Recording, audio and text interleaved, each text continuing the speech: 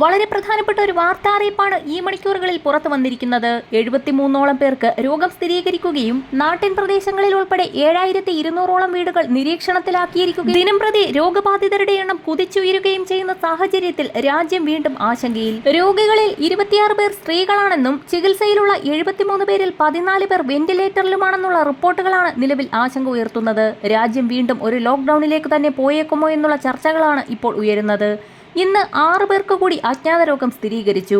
രോഗനിരക്ക് കൂടുന്ന പശ്ചാത്തലത്തിൽ വ്യാപനത്തിന്റെ കാരണം കണ്ടെത്താനും രോഗവ്യാപനം തടയാനുമായി ദ്രുത കർമ്മസേന രൂപീകരിച്ചു.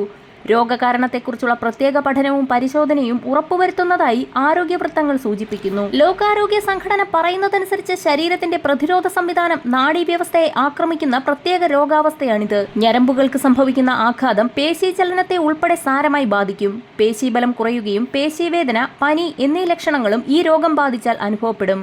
കൈകാലുകളിലെ സ്പർശന സംവേദനം ഉൾപ്പെടെ തകരാറിലാകുന്ന അവസ്ഥയാണിത്. ആഹാരമിറക്കാനും ശ്വസനത്തിനും ബുദ്ധിമുട്ട് അനുഭവപ്പെട്ടേക്കും. പ്രായപൂർത്തിയായവരിലും പുരുഷന്മാരിലുമാണ് ഈ രോഗം കൂടുതലായും കാണപ്പെടുന്നത്.